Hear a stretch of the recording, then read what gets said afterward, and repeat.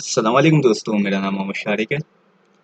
और हमने last lecture में पढ़ा था कि जनरल जनरल किस तरीके से बनाया जाता है। तो जनरल जनरल का जो क्वेश्चन था वो हमने जनरल जनरल तक तो सॉल्व कर लिया था। अब उसके आगे उस अकाउंटिंग साइकिल में जो स्टेप 2 होता है वो होता है जनरल लेजर। अब जनरल लेजर किस तरीके से बनाया जाता है। अब जनरल लेजर में हम इन सारी एंट्रीज के जो ये हेड्स हैं, जैसे कैश हो गया, कैपिटल हो गया, ऑफिस फर्नीचर हो गया, लैपटॉप हो गया, परचेज हो गया, इन सब के अलग अकाउंट्स बनाते हैं।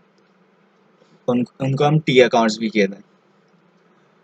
Cash, capital, office furniture, purchases, ये नीचे जाते रहेंगे। जितने भी इसके हेड्स हैं उन सब की बनेगी। Transport expense, entertainment expense, sales, account receivable, इन सब के अलग से विद अकाउंट्स बनेंगे। अब वो कैसे बनेंगे हम देख लेते हैं। अब जनरल लेजर बनाने के लिए सबसे पहले तो वही कंपनी का नाम, general ledger for the period ended, period का एंड हो रहा है। इसके बाद ये बनता है एक टी टाइप का बार। ये देख सकते हैं, जैसे यहाँ पे शो हो रहा है टी टाइप का एक बना हुआ है। एक लाइन यहाँ टी टाइप का एक बनता है। अब यहाँ पे आती है डेट,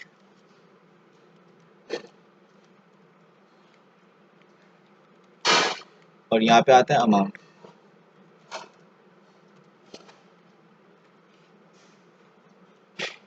पर्टिकुलर, और यहाँ पे आता है हेड का नाम। अब ये हम जो हेड कर रहे हैं वो करेंगे कैश का।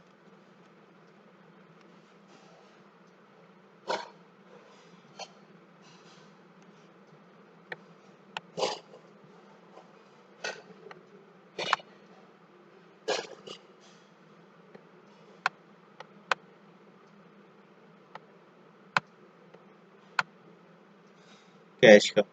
अब कैश आना बीच में चाहिए बिल्कुल ही। कैश को हम बिल्कुल ही बीच में रखेंगे। दूसरा ये है कि इसको स्टार्ट, इसके यहाँ पे भी एंट्री होगी, यहाँ पे भी एंट्री होगी। अब ये साइड होती है डेबिट साइड, डेबिट।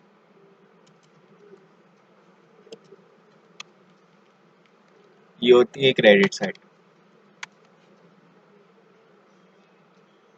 अब जो डेबिट वाली एंट्री जो होगी वो हम यहाँ पे डालेंगे, और जो क्रेडिट साइड पे कैश होगा वो यहाँ पे डालेंगे। डेबिट साइड पे जितनी भी डेट वगैरह ये सारी चीज़ें यहाँ पे आएंगी, क्रेडिट साइड पे यहाँ पे आएंगी। और ये डेट और पर्टिकुलर यहाँ पे भी सेम एज इट इज यही होगा। Date, particular, amount, same same to same ऐसे ही आएगा। अब रही बात ये डेट, पर्टिकुलर, अमाउंट, तो ये लिखा नहीं जाता, ये बस समझाने के लिए मैंने यहाँ पे लिखा था कि कभी भी यहाँ पे लिखा नहीं जाएगा। स्टार्ट करते हैं। अब अकाउंट, वो कैश जो होता है इसकी एंट्री होती है। कैश जो है एसेट है। एसेट जो होता है डेबिट नेचर का होता है, उसकी डेब इसकी पहली एंट्री बनेगी 1 अप्रैल बी है,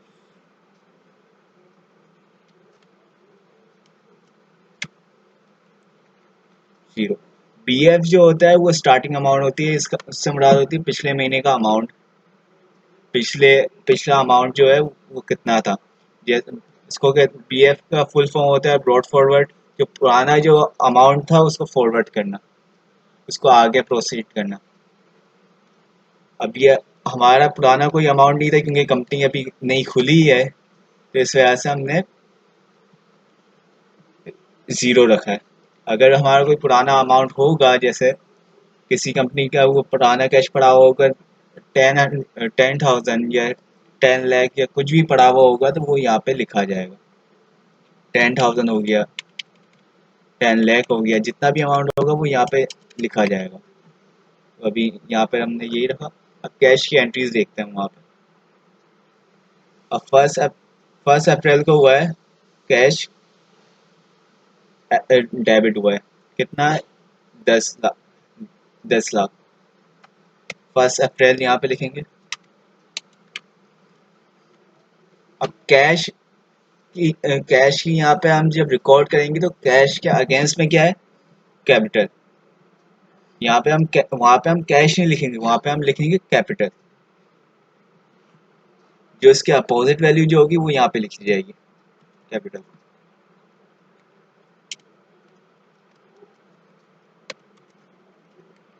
और 10,000।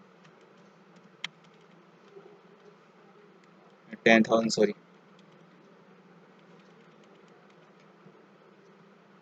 यहाँ से 2 मिनट कॉपी कर लेते हैं। सही। अब सेकंड एंट्री क्या है? ऑफिस फर्नीचर परचेज किया था हमने कैश में। कैश की दूसरी एंट्री है ऑफिस फर्नीचर। वो क्या है? इसमें कैश क्या हो रहा है? क्रेडिट हो रहा है। तो क्रेडिट के लिए हम यहाँ पे डालें ऑफिस फर्नीचर, क्योंकि अपोजिट वैल्यू हमारी ऑफिस फर्नीचर है। ऑफिस फर्नीचर को हम यहाँ पे डाल देंगे।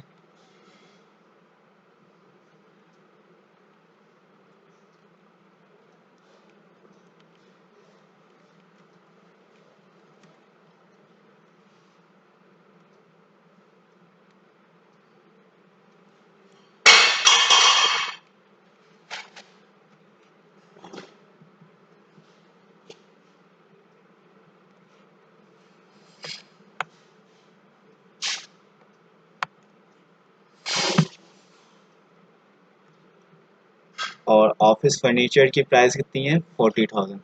40,000 हम डायरेक्टली वहाँ पे डाल देंगे। 40,000।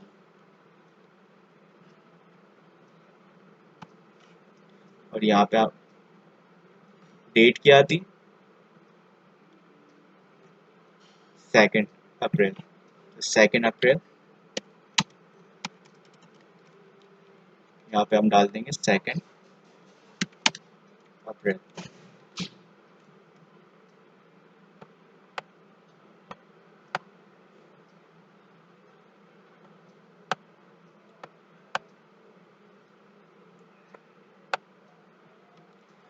2 अप्रैल के बाद अब हमारा कैश की दोबारा ट्रांजेक्शन कब हुई है? 3 अप्रैल को लैपटॉप हमने खरीदा है, तो वहाँ पे हम डायरेक्टली डाल देंगे लैपटॉप।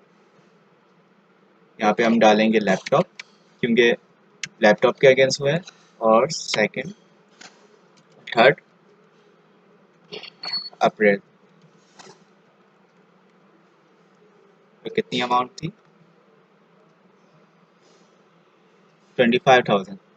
तो 25,000 हम यहाँ पे डाल देंगे।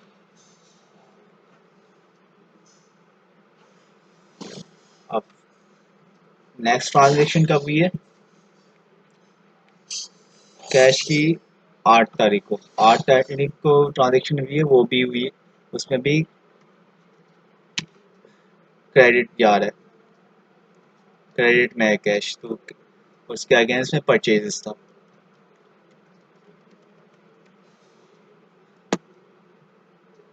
परचेजेस, और परचेजेस कितनी है? 30,000 की। तो यहाँ पे हम डाल देंगे डायरेक्ट 30,000।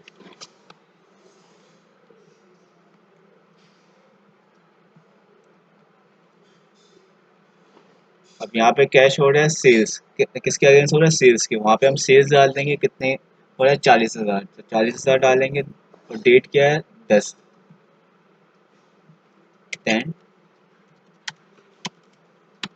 अप्रैल। सेल्स 40,000।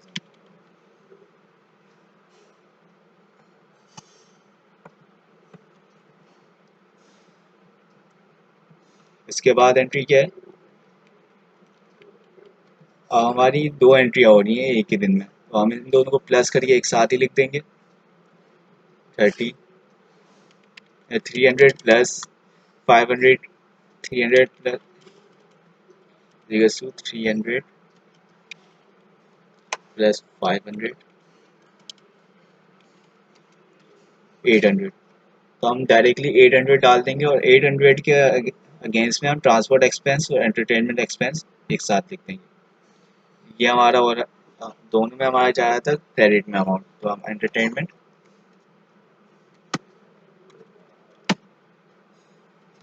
Expense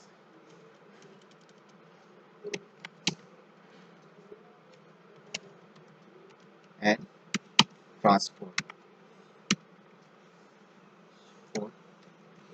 expense.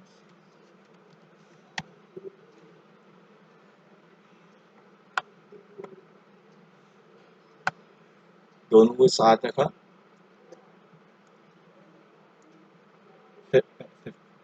15 मई को 15 अप्रैल को हुआ था।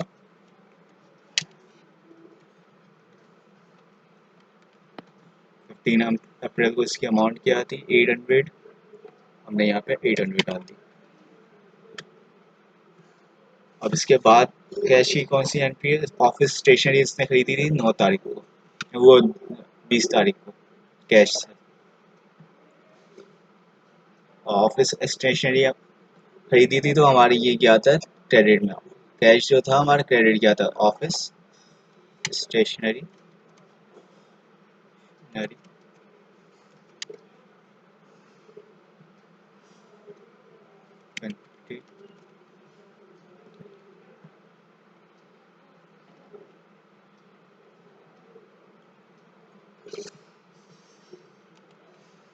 अप्रैल।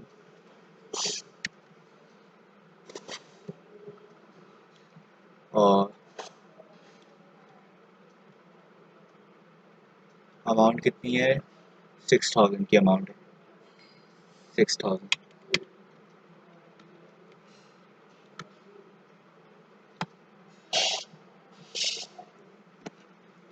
अब कैश, अगली कैश की एंट्री कब हुई है? 25 अप्रैल को। 25 अप्रैल को एंट्री हुई है। कैश के अगेंस्ट हुई है अकाउंट रिसीवेबल। अकाउंट रिसीवेबल वो भी हुआ है, कैश हुआ है डेबिट, तो डेबिट साइड पे लिखेंगे और डेबिट साइड पे अकाउंट रिसीवेबल।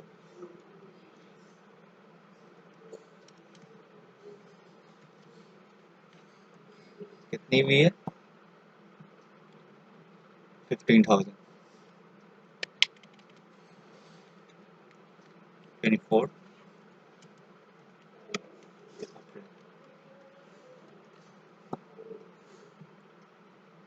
24 25 अप्रैल।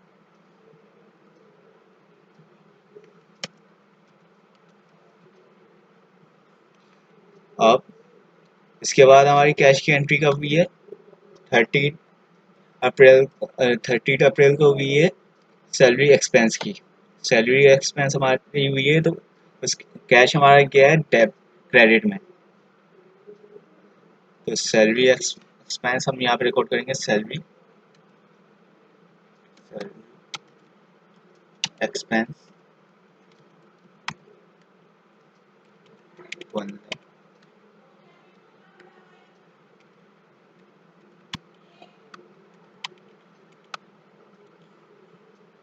30 अप्रैल।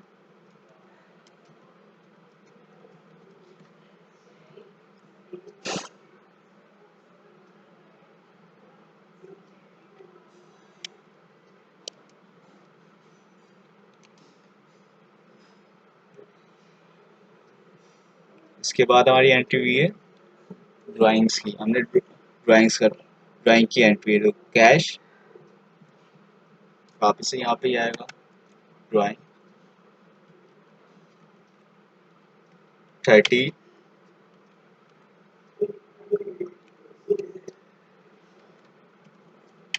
अप्रैल।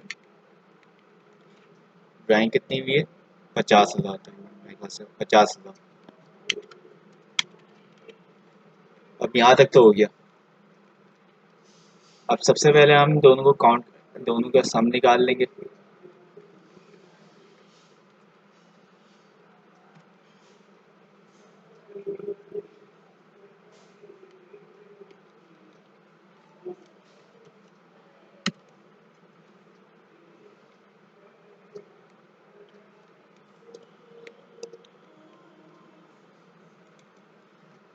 इस साइड का हमारा आ रहा है 1।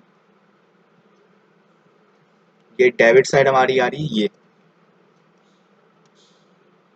और क्रेडिट साइड पे हम चेक कर लेते हैं क्रेडिट साइड पे क्या आ रहा है।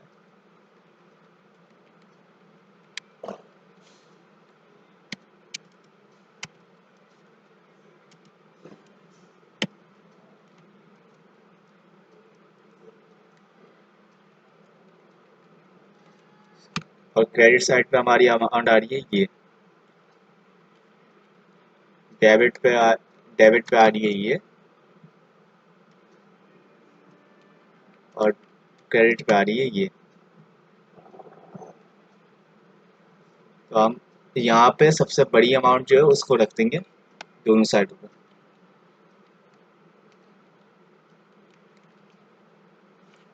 यहाँ पे हमने टोटल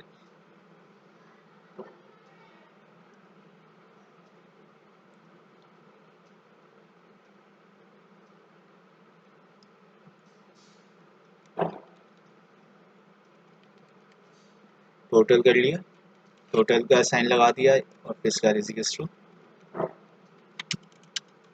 सम।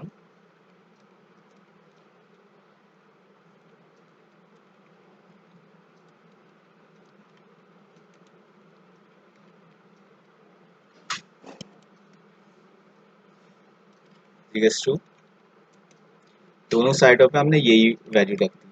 इसके अलावा जो हमारे पास इसमें कम आ रहा है इसको हम यहाँ पे लिख देंगे।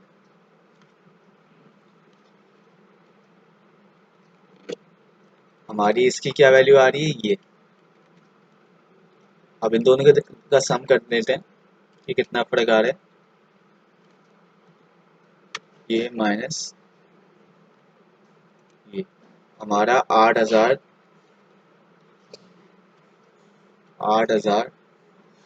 8,03,200 का फर्क आ रहा है। तो इसको हमने यहाँ पे रख दिया CF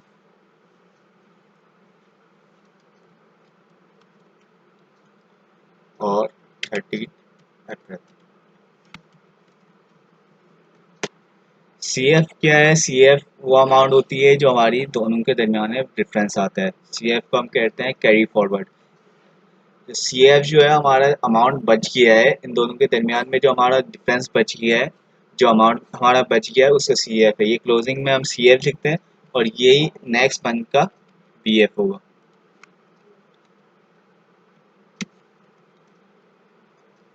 फर्स्ट में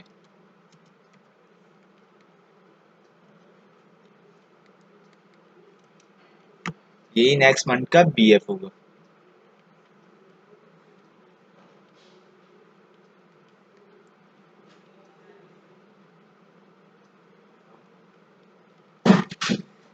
ये एक एंट्री का हो गया। अब कैपिटल की बना देते हैं।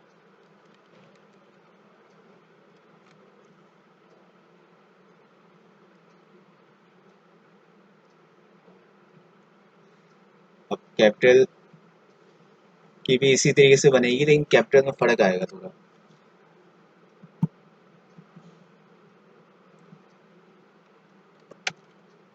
Capital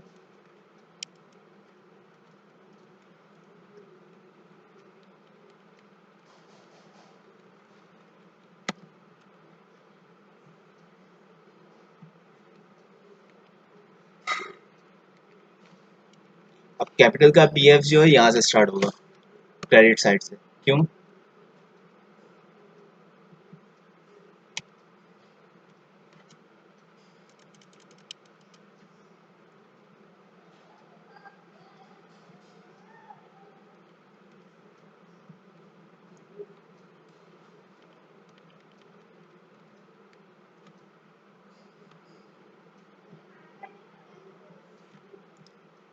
first April.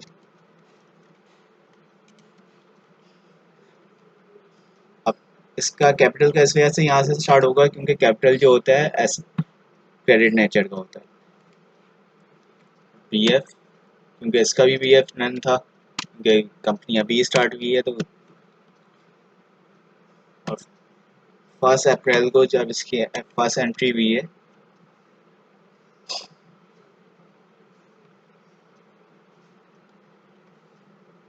कैपिटल की 1 मिलियन की कैश के अगेंस्ट।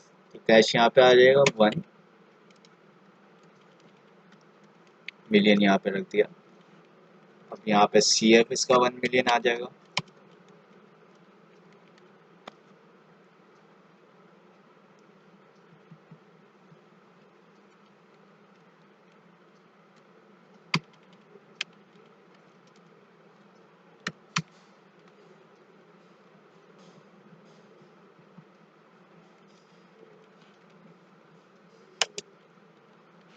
तो CF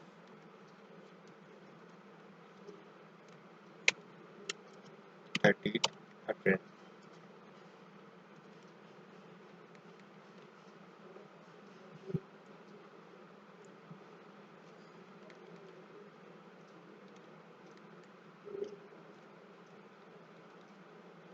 अब इसके